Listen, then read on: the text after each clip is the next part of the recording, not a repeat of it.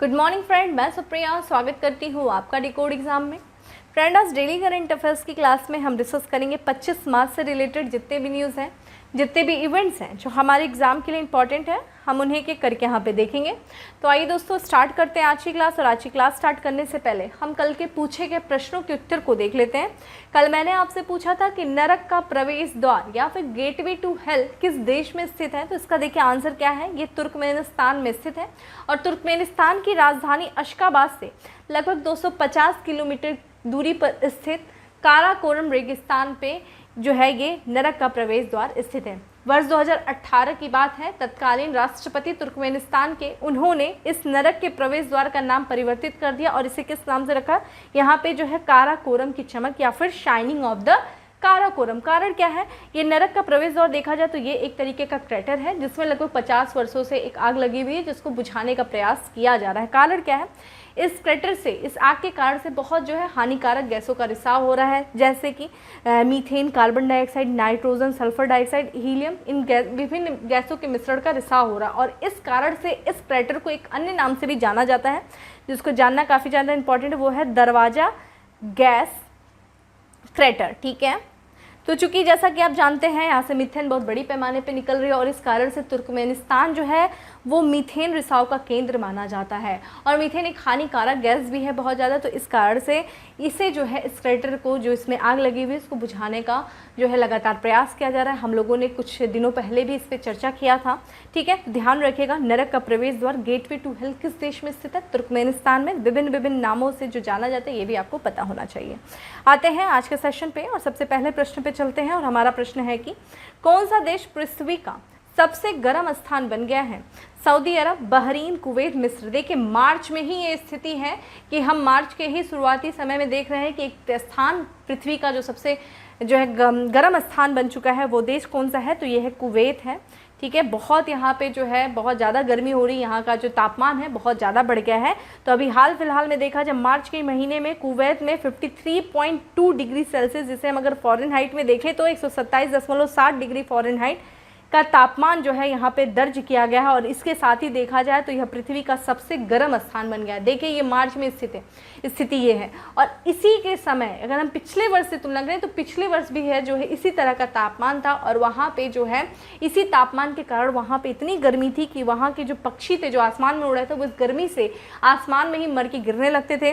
और इतना ही नहीं, वहाँ पे जो समुद्र में जो घोड़े होते थे वो खाड़ी में ही उबल कर मर जाते थे। ये स्थिति कुवैत में हुई थी। ठीक है, वहाँ पे एक अध्ययन किया गया कि इतना ज़्यादा तापमान क्यों है, तो उस अध्ययन में जो कुवैत में 67% जो गर्मी से संबंधित जो मौतें हो रही हैं उसका कारण बताया गया है जलवायु परिवर्तन।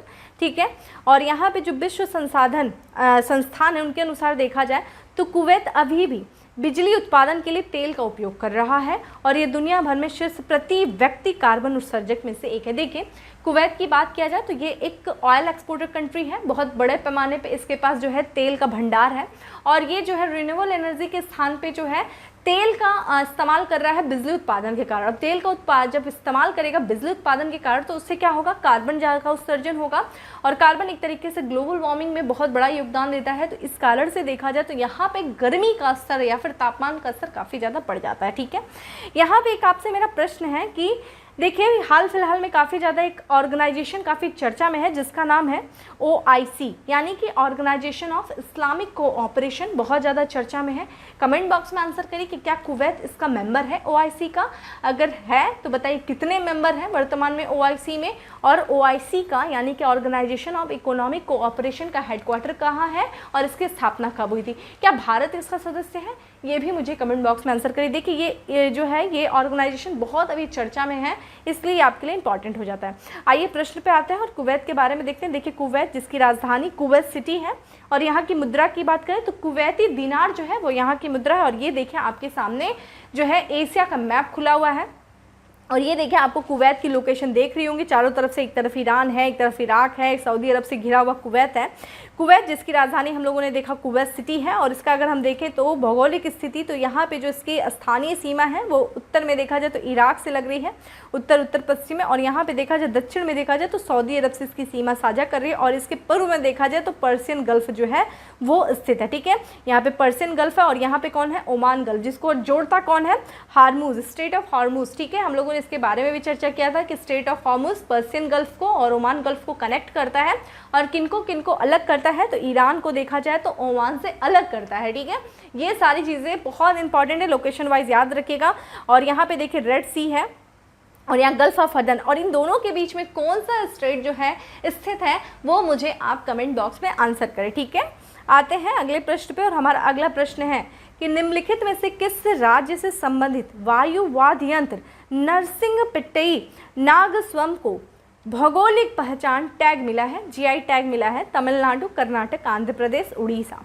करेक्ट आंसर इज ए है, तमिलनाडु से संबंधित है ये वायु वाद्य यंत्र जिसको आप देख रहे हैं, और इसका नाम क्या है? नरसिंहपिट्टई नागस्वरम जो है इस वाद्य यंत्र का नाम है, और इसको देखा जाए भौगोलिक टैग मिला है। तो यहाँ तमिलनाडु के जो पारंपरिक शास्त्रीय वाद्य यंत्र है जिसका नाम है नरसिंहपिट्टई नागस्वरम, इसको कक्षा 15 के संगीत वाद्य यंत्रों की श्रेणी के तहत जो है प्रतिष्ठित भौगोलिक संकेतक जीआई टैग, ठीक है, इसको प्रदान किया गया है इस टैग को। अगर हम इस वाद्य यंत्र की बात करें तो एक तमिलनाडु का गांव है जिसका नाम है कुंभकोणम गांव। वहाँ के जो लोग हैं पारंपरिक तरीके से इस वाद्य यंत्रों का जो है निर्माण करते हैं। वहाँ के जो कारीगर हैं वो माना जाता है कि उनके पूर्वजों के द्वारा जो है इसकी कारीगरी इनको दी गई थी, बताया गया था, और फिर उनके द्वारा जो है पारंपरिक ग्रामीण कारीगरों के द्वारा इस वाद्य यंत्र का निर्माण किया जाता है, बनाया जाता है। यहाँ पे जो नरसिंहपिट्टई नागवरम का एक बहुत बड़ा जो हिस्सा है वो पारंपरिक लकड़ी जिसका नाम है अच्छा, इस लकड़ी का नाम अच्छा, उससे बनाया जाता है, और इससे जो है एक अद्वितीय ध्वनि मॉड्यूलन जो है वो प्रदान करता है। आजकल के जो कलाकार हैं के द्वारा जिस नागस्वरम का उपयोग किया जाता है उसका देखिए नाम क्या है, उसे परी नागस्वरम कहा जाता है, और इसे थिमरी से भी लंबा। देखिए थिमरी भी एक तरीके का वाद्य यंत्र है, कहीं कहीं पे जगह पे आपको डिमरी भी मिलेगा। ठीक है, डिमरी थिमरी से कंफ्यूज मत होइएगा, आप गूगल सर्च करके देख लीजिएगा, कुछ इसी तरीके का वाद्य यंत्र होता है वो भी, तो उससे भी ये काफ़ी लंबा होता है। ठीक है, ये जो परी नागस्वरम जो है वाद्य यंत्र, ठीक है, एक तरीके से सितार आप लोग जानते होंगे ना, सितार वाद्य यंत्र होता है, उसी तरीके का जो है डिमरी भी होता है जिसे हम थिमरी के भी नाम से जानते हैं, तो ये चीज़ ध्यान रखिएगा। ठीक है, तो तमिलनाडु से संबंधित है ये वाद्य यंत्र। गांव देख लीजिए कौन सा है, ठीक है, माफ करिएगा, ठीक है, कुंभकोणम गांव है। आते हैं अगले प्रश्न पे, और हमारा अगला प्रश्न है कि IQ एयर 2021 की विश्व वायु गुणवत्ता रिपोर्ट के अनुसार दुनिया के सबसे प्रदूषित राजधानी कौन सी है? ढाका, दिल्ली, दुशांबे या फिर मस्कट? करेक्ट आंसर इज कोई और नहीं, हमारे देश की राजधानी दिल्ली जो है ये दुनिया के सबसे प्रदूषित राजधानियों में से राजधानी है। ठीक है, हमें इन्हीं सब चीज़ों से गर्वान्वित होने का जो है एक तरीके से अवसर ही प्रदान होता है ऐसी चीज़ों से। यहाँ पे देखिए ये स्विस संगठन है जिसका नाम है IQ एयर, इसके द्वारा एक रिपोर्ट जारी की जाती है जिसका नाम है विश्व वायु गुणवत्ता रिपोर्ट। इस रिपोर्ट में देखिए इस वर्ष 2021 की रिपोर्ट जारी किया गया है, और इस रिपोर्ट में लगातार चौथे साल भी जो है वो दिल्ली, जो कि देश की राजधानी दिल्ली, सबसे प्रदूषित राजधानी है। अगर हम विश्व में देखें तो यहाँ पे भारत जो है, भारत की राजधानी जो है पहले स्थान पर है प्रदूषण के मामले में। ठीक है, अन्य मामलों में हम पहले स्थान पे देखिए कब आते हैं, अच्छी चीज़ों में गिनती कब की जाएगी, तो दिल्ली के बाद देखा जाए सबसे जो प्रदूषित राजधानियों में कौन सी राजधानी, तो ढाका दूसरे स्थान पे, बांग्लादेश की राजधानी, ठीक है, चाड की राजधानी एनजमेना जो है वो तीसरे स्थान पे है, तजाकिस्तान की राजधानी दुशांबे देखा जाए चौथे, मस्कट, ठीक है, जो कि ओमान की राजधानी है वो हमें देखने को मिलता है 5वें स्थान पे। तो ये शीर्ष जो है राजधानियाँ जो कि सबसे प्रदूषित हैं। वहीं हम अगर बात करें कि जितने भी शहरों का यहाँ पे राजधानियों का जो सर्वे किया गया या शहरों का जो सर्वे किया गया प्रदूषण के आधार पे, तो 50 शहरों में से जो सबसे प्रदूषित शहर हैं उसमें से 35 शहर जो हैं वो भारत के हैं। ठीक है, वहीं अगर हम बात करते हैं शहरों का, तो सबसे प्रदूषित शहर कौन सा है? भिवाड़ी शहर है। देखिए राजस्थान का ये भिवाड़ी शहर है, ध्यान रखिएगा, राजस्थान का एक तरीके से ये राजस्थान का औद्योगिक क्षेत्र माना जाता है भिवाड़ी। ठीक है, और यहाँ पे करीब लगभग 2000 से भी ज़्यादा जो है वो फैक्ट्रियाँ चल रही हैं, तो इस कारण से भी प्रदूषण का जो इतना बड़े पैमाने पे यहाँ पे जो प्रदूषण है वो इसका कारण माना जा सकता है, क्योंकि यहाँ पे बहुत ज़्यादा फैक्ट्री वगैरह भी हैं, तो वो उस कारण से। और इसके बाद भिवाड़ी के बाद देखा जाए तो गाजियाबाद जो कि उत्तर प्रदेश का शहर है, फिर दिल्ली, जौनपुर भी उत्तर प्रदेश का, ये जो है सबसे प्रदूषित शहरों में आते हैं। ठीक है, अगर हम विश्व स्तर में बात करें कि सबसे प्रदूषित देश कौन सा है, तो यहाँ पे हम बांग्लादेश, देखिए राजधानी की बात करेंगे तो भारत की राजधानी हो जाएगी कौन सी, उत्तर प्रदेश, भारत की जो राजधानी, माफ करिएगा, दिल्ली, अगर हम बात करते हैं कि सबसे जो प्रदूषित शहर में देखा जाए तो भारत का जो सबसे प्रदूषित शहर की बात करें तो वो कौन सा हो जाएगा, भिवाड़ी है जो कि राजस्थान का। अगर हम बात करते हैं सबसे प्रदूषित देश की तो वो बांग्लादेश है। उसके बाद देखिए चार्ट है, पाकिस्तान है, फिर तजाकिस्तान है। और प्रदूषण के मामले में अगर देश के हिसाब से देखें तो भारत का स्थान 5वां आ जाता है। ठीक है, ये चीज़ ध्यान रखिएगा। रिपोर्ट में ये बताया गया है कि वर्ष 2021 में नई दिल्ली में PM 2 जो पर्टिकुलर मैटर होते हैं वो 2.5 सूक्ष्म कणों के स्तर में 14.6% की बढ़ोतरी दर्ज की गई। देखिए लगातार प्रयास करने के बावजूद भी ऑड इवन सरकार अपने हिसाब से बहुत प्रयास करी है, लेकिन देखा जाए सरकार अपने स्तर पे फेल भी होती हमें दिख रही, क्योंकि ये जो प्रदूषण का स्तर है वो बढ़ रहा है। ठीक है, और यहाँ पे वर्ष 2020 में 84 माइक्रोग्राम प्रति घन मीटर से बढ़ करके देखिए ये कितना हो गया है, 96.4 माइक्रोग्राम प्रति घन मीटर हो गया है। ठीक है, वर्ष 2021 में भारत का कोई भी शहर जो है वो WHO यानी कि विश्व स्वास्थ्य संगठन के द्वारा जो निर्धारित किया गया था एक मानक, वायु गुणवत्ता मानक, कौन सा ये कि 5 माइक्रोग्राम प्रति घन मीटर PM 2.5 की सांद्रता होनी चाहिए। ऐसा कोई भी जो है इस मानक पर कोई भी जो है भारत का शहर वो खरा नहीं उतरा है। ये अपने आप में बहुत बड़ा चुनौती है। ठीक है, तो ये चीज़ ध्यान रखिएगा। देश की राजधानी की स्थिति है तो अन्य शहरों को क्या कहें, तो यहाँ पे जो है सरकार देखिए क्या करती है अपने स्तर पे, वहाँ पे स्वास्थ्य संबंधित बहुत सारी समस्याएं उत्पन्न हो सकती हैं। ठीक है, तो ये चीज़ ध्यान रखिएगा कि शहर के हिसाब से कौन है, देश के हिसाब से कौन है, राजधानी के हिसाब से कौन है, ये चीज़ ध्यान रखिएगा।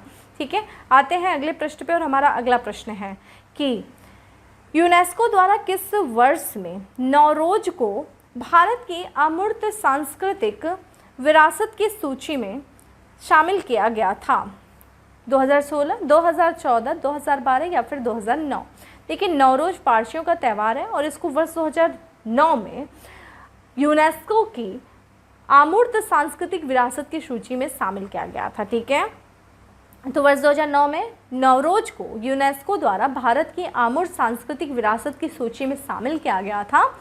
नवरोज की अगर बात किया जाए तो ये पारसियों का नव वर्ष माना जाता है। ठीक है, न्यू ईयर माना जाता है। अगर हम ये देखिए पारसी जो अर्थ होता है, नव का मतलब होता है नया, रोज़ का मतलब होता है दिन, नया दिन, जिसका शाब्दिक अर्थ होता है नया दिन। ठीक है, ये अगर हम वैश्विक स्तर पे बात करें तो इसे जो है इसे मार्च में मनाया जाता है। नवरोज जो है भारत में 200 दिनों के बाद आता है और अगस्त महीने में मनाया जाता है, क्योंकि यहाँ पारसी शहंशाही कैलेंडर को मानते हैं जिसमें लीप वर्ष नहीं होता है। ठीक है, देखिए नवरोज की अगर दोस्तों बात किया जाए तो इसे देखिए एक अन्य नाम से भी जाना जाता है जिसका नाम है जमशेद। ठीक है, जमशेद ए नवरोज के भी नाम से जाना जाता है। कारण क्या है, इसे जो है इनके जो एक जो नवरोज को जो एक फ़ारसी राजा थे जमशेद के नाम पर जो है इसे जमशेद नवरोज के नाम से भी जाना जाता है। और राजा जमशेद जो थे, जो कि फ़ारसी शासक थे, राजा थे, इन्होंने ही शहंशाही कैलेंडर बनाया था। ठीक है, शहंशाही कैलेंडर बनाने का श्रेय जो है इन्हीं को जाता है। इस तरह से एक इस त्यौहार की जो खास बात है, जैसा कि हम लोगों ने देखा कि भारत में जो है इस त्यौहार को 2 बार मनाया जाता है। एक तो पारसी कैलेंडर के अनुसार देखा जाए, दूसरा देखा जाए तो शहंशाही, जो आप यहाँ पे देख रहे हैं, शहंशाही कैलेंडर के अनुसार इसको मनाया जाता है। ठीक है, और इसका पालन भारत और पाकिस्तान दोनों तरफ किया जाता है। जुलाई में मनाया जाता है और अगस्त में मनाया जाता है। ठीक है, इस परंपरा का जो पालन है दुनिया भर में जितने भी ईरानी और पारसियों के द्वारा किया जाता है। और हाल फिलहाल में प्रधानमंत्री ने नवरोज के अवसर पर लोगों को शुभकामनाएं दी, जो कि 21 मार्च को मनाया जाता है। कहीं कहीं पे 20 मार्च भी दिया होगा, कंफ्यूज मत होना। तो 21 मार्च को जो है प्रधानमंत्री नरेंद्र मोदी जी ने नवरोज के अवसर पर लोगों को शुभकामनाएं दिया। ठीक है, इसलिए चर्चा में था, इंपॉर्टेंट हो जाता है। ठीक है, कमेंट बॉक्स में मुझे आंसर करिए कि यूनेस्को की अमूर्त विरासत सूची में किसे अभी शामिल किया गया है और इस सूची में कितने विरासत जो है वो भारत के शामिल हैं। ठीक है, ये कमेंट बॉक्स में मुझे आंसर करिए। आते हैं अगले प्रश्न पे और हमारा अगला प्रश्न है कि किस राज्य में स्थित केवलादेव राष्ट्रीय उद्यान में अफ्रीका की बोमा तकनीकी का प्रयोग किया गया है? उड़ीसा, राजस्थान, महाराष्ट्र या फिर गुजरात? करेक्ट आंसर इस बी है, राजस्थान में किया गया है बोमा तकनीकी का प्रयोग केवलादेव राष्ट्रीय उद्यान में। और यहाँ पे देखा जाए ये जो केवलादेव राष्ट्रीय उद्यान है जो कि राजस्थान के भरतपुर ज़िले में स्थित है और यहाँ पे जो है अफ्रीका की बोमा तकनीकी, ठीक है, इसका प्रयोग किया गया है। बोमा तकनीकी जिसे हम वी आकार भी कहते हैं। ठीक है, वी आकार जिसे यानी कि वी मतलब होता है बोमा। ठीक है, वी आकार मतलब इस तरीके का। ठीक है, वी आकार तकनीकी का प्रयोग किया गया है। बोमा तकनीकी की बात किया जाए तो इसका प्रयोग जो है चित्तल या फिर चित्तीदार हिरणों को पकड़ने के लिए किया गया है और उन्हें क्या करना है, जो राजस्थान का जो मुकुंदरा हिल्स टाइगर रिजर्व है उसमें पहुंचाने के लिए किया गया है, ताकि शिकार के आधार पर जो है सुधार किया जा सके। ठीक है, बोमा तकनीकी, अगर हम यहाँ पे चीतल की बात करें तो IUCN के रेड लिस्ट में इसको कम चिंतनीय या फिर लीस्ट कंसर्न की श्रेणी में रखा गया है। जो बोमा कैप्चरिंग तकनीकी है ये देखिए अफ्रीका में काफ़ी लोकप्रिय है, और इससे इसमें देखा जाए फनल जो होता है ना, फनल जिसे बाड़ा कहा जाता है। ठीक है, बाड़ा के माध्यम से जानवरों का पीछा करके उन्हें क्या किया जाता है, बाड़े में पहुंचाया जाता है। देखिए इसमें क्या होता है ना कि इसमें जानवरों को जो एक तरीके से बाड़ा बनाया जाता है। ठीक है, तो उन बाड़े को जानवरों को भ्रमित करने के लिए बाड़े में या फिर जैसे बोमा में घास की चटाई लगाई जाती है या फिर हरे रंग के जाल लगाए जाते हैं। ठीक है, जिससे जानवर भ्रमित हो जाते हैं और उस बाड़े में पहुंच जाते हैं। ठीक है, और इस बाड़े को देखा जाए एक तरफ से चौड़ा बनाया जाता है, दूसरी तरफ से क्या किया जाता है, संकरा बनाया जाता है, और इसको जो है एक तरफ से क्या किया जाएगा, जो पिंजरा होता है या फिर जो भी परिवहन वहाँ की व्यवस्था होती है वहाँ तक उसको जोड़ दिया जाता है, जिससे कि जो जानवर है उस पर प्रवेश कर सके और उनको कैप्चर किया जा सके। ठीक है, तो ये काफ़ी लोकप्रिय है, अफ्रीका में काफ़ी ज़्यादा ये लोकप्रिय है। और ये पुरानी तकनीकी का प्रयोग जो है सब पहले जो है जंगली हाथियों को पकड़ने हेतु प्रशिक्षण और सेवाओं के लिए किया जाता था। इसका जो है रूपांतरण अभ्यास को राष्ट्रीय बाघ संरक्षण प्राधिकरण द्वारा जो है अनुमोदित किया गया था। अच्छा, सबसे इंपॉर्टेंट चीज़ क्या है, क्या बोमा तकनीकी का इस्तेमाल सबसे पहले यहीं पे किया गया? नहीं। अगर आपसे प्रश्न आए कि बोमा तकनीकी जो कि अफ्रीका की है उसका सबसे पहले इस्तेमाल जो है वो भारतीय वन्य जीव संरक्षण के इतिहास में कहाँ किया गया था, तो सबसे पहले ये मध्य प्रदेश में किया गया था। ठीक है, ये आप ध्यान रखिएगा कि भारतीय वन्य जीव संरक्षण के इतिहास में पहली बार जो है मध्य प्रदेश में इस तकनीकी का प्रयोग किया गया था। और वहाँ पे जो नील गाय है ना, नील गाय को जो चंबल नदी के किनारे एक अभ्यारण्य स्थित है जिसका नाम है गांधी सागर अभ्यारण्य, वहाँ पे छोड़ा गया था। ठीक है, नील गाय को इस बोमा तकनीकी के माध्यम से। ठीक है, तो सबसे पहले इस्तेमाल किया गया था मध्य प्रदेश में। चूंकि मैं नील गाय की बात करें तो आप मुझे कमेंट बॉक्स में आंसर करें, नील गाय किस श्रेणी में आती है, गाय किस श्रेणी में आती है, हिरण की श्रेणी में आती है, किस श्रेणी में आती है, आप मुझे कमेंट बॉक्स में आंसर करें। आते हैं अगले प्रश्न पे, और अगला प्रश्न है कि निम्नलिखित में से किस राज्य की पुलिस और भारतीय सेना के बीच सुरक्षा कवच 2 अभ्यास का आयोजन किया गया? केरल, कर्नाटक, महाराष्ट्र या फिर Gujarat? Correct answer is C, Maharashtra की जो पुलिस है और भारतीय सेना है उनके बीच में सुरक्षा कवच 2 अभ्यास का आयोजन किया गया है। और यहाँ पे जो है आयोजन किया गया 22 मार्च 2022 को। भारतीय सेना की जो डिवीज़न है जिसका नाम है अग्निबाज और जो महाराष्ट्र पुलिस है उनके बीच में एक संयुक्त अभ्यास किया गया है। कहाँ पे? पुणे के लुलान नगर में किया गया है, जिसका नाम है सुरक्षा कवच 2। हम लोगों ने इसके पहले भी सुरक्षा कवच 2 है, जो सुरक्षा कवच जो शुरुआत हुई थी लास्ट ईयर, हम लोगों ने इसके बारे में चर्चा किया था। इस अभ्यास में देखा जाए तो भारतीय सेना के जो counter terrorism task force, Maharashtra police के आतंकवादी रोधी दस्ते के साथ साथ डॉग स्क्वाड, ठीक है, यहाँ पे क्विक रिएक्शन टीम और सेना और पुलिस की बम डिस्पोजल टीमों ने हिस्सा लिया था। उद्देश्य देखा जाए इस अभ्यास का कि अगर किसी भी तरह का अगर पुणे में कोई भी संभावित आतंकवादी हमला हो रहा हो तो ऐसी आतंकवादी कार्रवाई से मुकाबला करने के लिए जो है जो भारतीय सेना है और जो वहाँ की राज्य की पुलिस है, महाराष्ट्र पुलिस जो है वो तत्पर रहे और इसके द्वारा जो किए गए अभ्यास है उनकी प्रक्रियाओं में सामंजस्य स्थापित किया जा सके। यानी कि जो वहाँ की राज्य पुलिस के द्वारा किसी भी तरह का जो अभ्यास किया गया है, ठीक है, ऐसे कार्यवाही से लड़ने के लिए, तो उस अभ्यास में जो है सामंजस्य स्थापित किया जा सके किससे? भारतीय सेना और जो है महाराष्ट्र की पुलिस, इन दोनों के बीच में। ठीक है, तो ये चीज़ ध्यान रखिएगा। सुरक्षा कवच पुणे के यहाँ पे लुल्ला नगर में जो है इसको आयोजित किया गया। ठीक है, आते हैं अगले प्रश्न पे। हाल ही में जारी ग्लोबल हाउस प्राइस इंडेक्स में भारत किस स्थान पे 91, 92, 93 या फिर 55वें स्थान पे है? करेक्ट आंसर इज ये है, 91वें स्थान पे है ग्लोबल हाउस प्राइस इंडेक्स में। ठीक है, तो यहाँ पे देखिए एक संपत्ति सलाहकार एक जो है जिसका नाम क्या है, नाइट फ्रैंक, इनके द्वारा जो है एक रिपोर्ट जारी किया जाता है जिसका नाम है ग्लोबल हाउस प्राइस इंडेक्स, और इस बार Q4 2021 रिपोर्ट जारी किया गया है और इसमें भारत की रैंकिंग जो है 5 स्थान से सुधार किया है, जिसमें 91वें स्थान पर भारत की रैंकिंग पहुंच गई है। पिछले वर्ष 2020 की बात करें तो 56वें स्थान पे थी भारत का जो रैंकिंग थी, इस बार 91वें स्थान पे है। भारत में अगर वर्ष 2020 की चौथी तिमाही के मुकाबले देखा जाए वर्ष 2021 में अक्टूबर से दिसंबर की तिमाही में के दौरान जो आवास के मूल्य हैं उनमें वृद्धि दर्ज की गई है। तो ठीक है, मकानों की जो कीमतें होती है ना, ये रिपोर्ट देखा जाए जो सालाना आधार पे जो घरों की कीमतों के आधार पे ये रिपोर्ट जारी किया जाता है और उसमें ये बताया गया है कि अक्टूबर 2021 में अक्टूबर से दिसंबर के महीने में जो भारत के जो मकान है, जो आवास के मूल्य हैं, उनकी जो है कीमतों में बढ़ोतरी हुई कितनी 2.1% की बढ़ोतरी दर्ज की गई है।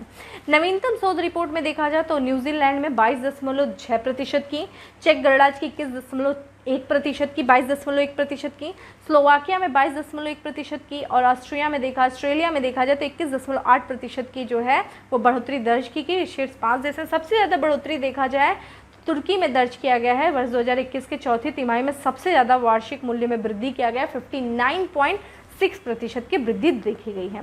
अगर देखा जाए कहाँ कहाँ पे जो है मकानों की कीमतों में, आवास की कीमतों में गिरावट दर्ज किया गया है तो देखिए मलेशिया में, माल्टा में, मोरक्को के बाज़ारों में जो है क्रमशः, अगर मलेशिया में देखा जाए तो 0.7% की, माल्टा में 3.1% की, मोरक्को में 6.3% की गिरावट दर्ज किया गया है। अगर हम इस इंडेक्स की बात करें, ग्लोबल हाउस इंडेक्स, जो ग्लोबल हाउस प्राइस इंडेक्स की, तो ये देखा जाए आधिकारिक आंकड़ों के उपयोग करके ये दुनिया भर में 56 देशों और क्षेत्रों में मुख्य धारा के आवासीय कीमतों के हलचल को ट्रैक करते हैं कि वहाँ के जो मकान हैं उनकी कीमतों में किस तरह का उतार चढ़ाव आ रहा है, इसको ये ट्रैक करते हैं। और ये जो सूचकांक है वो स्थानीय मुद्राओं के नाम मात्र और वास्तविक मूल्य वृद्धि को ट्रैक करता है। ठीक है, ये आपके सामने जो है Knight Frank global house price index Q4 2021 की ये रिपोर्ट है, जिसमें देखा जाए टर्की में जो है नॉमिनल प्राइस ग्रोथ कितना हुआ है जो हाउस के हैं। यहाँ पे न्यूजीलैंड का आप देख सकते हैं। ठीक है, फिर यहाँ पे देखिए, यहाँ पे जो है हमें ध्यान रखना है, न्यूजीलैंड और चेक गणराज्य में कुछ खास डिफरेंस नहीं है। ठीक है, भारत का देख सकते हैं 51 है। ठीक है, और यहाँ पे मोरक्को देखा जाए माइनस, यहाँ पे गिरावट दर्ज किया गया है -6.3%। ठीक है, अब आते हैं अपने अगले प्रश्न पे। अगला प्रश्न है कि नागरिक उड्डयन मंत्रालय और फिक्की द्वारा हाल ही में किस शहर में विंग्स इंडिया 2022 का आयोजन किया गया है? सूरत, चेन्नई, बेंगलुरु या फिर हैदराबाद?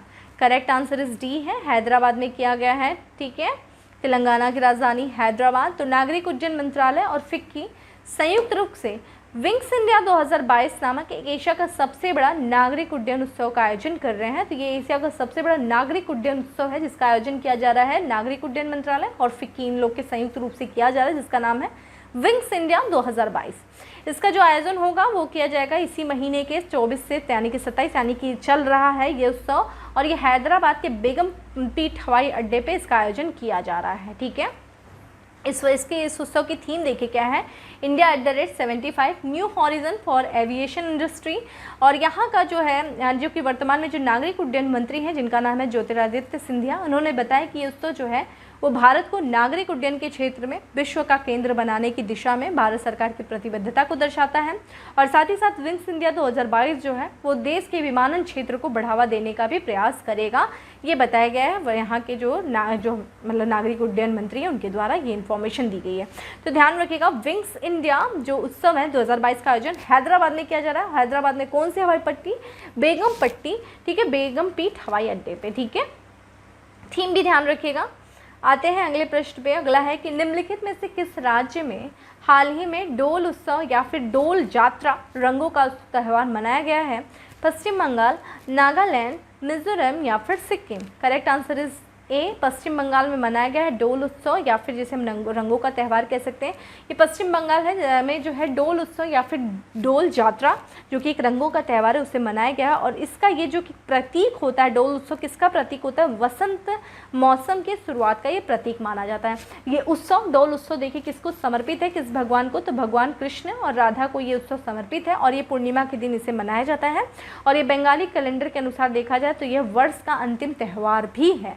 ठीक है, तो डोल उत्सव कहाँ मनाया गया? पश्चिम बंगाल में। क्योंकि हम पश्चिम बंगाल की बात करें, ये देखिए आपके सामने भारत का मैप है, जिसे हमें पूर्व की तरफ देखा जाए तो पश्चिम बंगाल दिख रहा है, जिसका देखा जाए तो कितने कितने राज्यों से इसकी सीमाएं लगती हैं। तो यहाँ पे देखा जाए तो असम से, सिक्किम से, ठीक है, बिहार से, झारखंड से और उड़ीसा से इसकी सीमा लगती है। और एक अंतर्राष्ट्रीय सीमा देखा जाए तो यहाँ पे बांग्लादेश से इसकी जो है अंतर्राष्ट्रीय सीमा, और साथ ही साथ भूटान से जो है इसकी अंतर्राष्ट्रीय सीमा जो है ये साझा कर रहा है। ठीक है, ठीक है, साथ ही साथ नेपाल। तो 3 जो है अंतर्राष्ट्रीय सीमा, नेपाल, भूटान, बांग्लादेश है। और बाकी आप राज्य देख रहे हैं। यहाँ के जो राज्यपाल हैं जगदीप धनखड़ जो है यहाँ के राज्यपाल, मुख्यमंत्री ममता बनर्जी हैं। ठीक है, आते हैं अंतिम प्रश्न पे, काफ़ी इंपॉर्टेंट है कि विश्व टीबी दिवस किस तारीख को मनाया जाता है? 23 मार्च को, 24 मार्च को, 25 मार्च को या फिर 26 मार्च को? करेक्ट आंसर इज बी है, 24 मार्च। आप सामने देख रहे हैं विश्व क्षय रोग दिवस जो है वो 24 मार्च को मनाया जाता है। तो यह जो है प्रत्येक वर्ष जो है 24 मार्च को विश्व तपेदिक दिवस, वर्ल्ड ट्यूबरकुलोसिस डे मनाया जाता है। और ये देखिए ये तारीख किसको चिन्हित करता है? इसी दिन देखा जाए 1882 की बात है, जो रॉबर्ट कोच हैं, डॉक्टर रॉबर्ट कोच, इनके द्वारा जो है टीबी के बैक्टीरिया की खोज की गई थी, जिसका नाम है माइक्रोबैक्टीरियम ट्यूबरकुलोसिस। इसकी खोज की गई थी 24 मार्च को। इसी दिन को चिन्हित करने के लिए 24 मार्च को विश्व तपेदिक दिवस या फिर world tuberculosis day, TB day मनाया जाता है। इस वर्ष की थीम देखिए क्या है विश्व टीबी दिवस की, कि invest to end TB save life. ठीक है, invest to end TB save life जो है इस वर्ष की थीम है। इस दिवस का उद्देश्य देखिए, मनाने का उद्देश्य क्या है कि वैश्विक महामारी और बीमारी को ख़त्म करने के लिए जो प्रयास किया जा रहा है उसके बारे में जनता को जागरूक करना इसका उद्देश्य है। अगर हम टीबी की बात करें क्षय रोग की, तो देखिए ये एक जीवाणु के कारण होता है। ध्यान रखिएगा, पूछा जाता है जीवाणु के कारण होता है कि विषाणु के कारण यानी कि बैक्टीरिया के कारण होता है कि वायरस के कारण। तो टीबी जो है वो बैक्टीरिया के कारण यानी कि जीवाणु के कारण होता है ना। और उस बैक्टीरिया का क्या नाम है? Mycobacterium tuberculosis. और ये देखा जाए हवा के माध्यम से ये शरीर में प्रवेश करता है और ये आमतौर पे फेफड़े पर जो है वो हमला करता है। ये शरीर के अन्य हिस्से को भी जो है प्रभावित करता है। और यह जो है इलाज जो है, इसका इलाज माना जाए तो इसका इलाज जो है रोकथाम, इसका इलाज भी है और रोकथाम योग भी है, ये है। ठीक है, देखिए आपके लिए इंपॉर्टेंट यहाँ पे एक चीज़ बहुत ज़्यादा इंपॉर्टेंट है, हम उसके प्रश्न पे बढ़े। हमारे लिए इंपॉर्टेंट देखिए क्या है, हम जानते हैं सस्टेनेबल डेवलपमेंट गोल के बारे में। ठीक है, यहाँ पे एक एडिशनल इन्फॉर्मेशन आपके लिए काफ़ी इंपॉर्टेंट है, यानी कि सस्टेनेबल डेवलपमेंट गोल, जिसको क्या है वर्ष 2015 से 2030 तक, ठीक है, रखा गया है 17 लक्ष्यों को प्राप्त करना। उसमें से देखिए जो हमारा सस्टेनेबल डेवलपमेंट गोल 3 है, ठीक है, गोल 3 है, उसमें देखिए क्या बात की गई है कि उत्तम स्वास्थ्य सुनिश्चित करना और प्रत्येक आयु वर्ग के लोगों को खुशहाली को प्रोत्साहित करना, यानी कि स्वास्थ्य संबंधित बात हमें सस्टेनेबल डेवलपमेंट गोल 3 में किया गया है। उसी सस्टेनेबल डेवलपमेंट गोल 3.3 की अगर बात किया जाए तो उसमें देखिए क्या लक्ष्य रखा गया है कि वर्ष 2030 तक एड्स हो गया, टैपेदिक यानी कि टीबी हो गया, मलेरिया जैसी बीमारियों को समाप्त करना, जितने भी जो उपेक्षित उष्णकटिबंधीय जो रोग हैं उनको समाप्त करना, हेपेटाइटिस जल जनित रोग यानी कि जलों के माध्यम से जो रोग होते हैं उनको, और जितने भी जो संचारी रोग होते हैं यानी कि जो कम्युनिकेबल डिजीजेज होती हैं जो संचार के माध्यम से एक लोगों से दूसरे लोग को फैलती हैं, ऐसे रोगों का मुकाबला करने के लक्ष्य को रखा गया है सस्टेनेबल डेवलपमेंट गोल 3। और अगर 3.3 की बात करें तो उसमें 2030 तक इन बीमारियों को समाप्त करने का लक्ष्य रखा गया है, जिसमें टीबी भी शामिल है आपकी। ये बहुत इंपॉर्टेंट है, ध्यान रखिएगा। सस्टेनेबल डेवलपमेंट गोल 17 है, उनको आपको याद होना चाहिए। अगर वो 17 नहीं याद हो रहे तो कुछ स्पेशली जैसे कि स्वास्थ्य संबंधित, जैसे कि हम लोगों ने 3 देखा, इसी तरीके से गरीबी उन्मूलन से संबंधित कौन सा गोल है, ठीक है, उसी तरह शिक्षा से संबंधित कौन सा गोल है। तो कुछ महत्वपूर्ण गोल जो है वो आपको याद होने चाहिए, तो याद कर लीजिएगा। 3 जो है वो स्वास्थ्य संबंधित है, ठीक है। अब हम आते हैं आज के क्वेश्चन ऑफ द डे में, और हमारा क्वेश्चन ऑफ द डे है कि भारत में किस वर्ष तक टीबी को खत्म करने का लक्ष्य रखा गया है, ठीक है। तो ये था दोस्तों आज का हमारा करंट अफेयर्स। आज की वीडियो थोड़ा सा लंबी है, उसके लिए मुझे माफ़ करिएगा, लेकिन ये सारी इन्फॉर्मेशन आपके लिए इंपॉर्टेंट थी जो आपको दी गई है, ठीक है।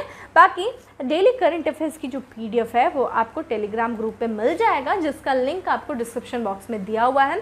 बाकी सेशन अच्छा लगा हो तो लाइक करना नहीं भूलें, ज़्यादा से ज़्यादा लोगों को शेयर करें, और चैनल पे पहली बार आए हैं तो सब्सक्राइब करना नहीं भूलें। बाकी फिर मिलते हैं नेक्स्ट सेशन में, तब तक के लिए bye, have a good day, stay safe and stay happy.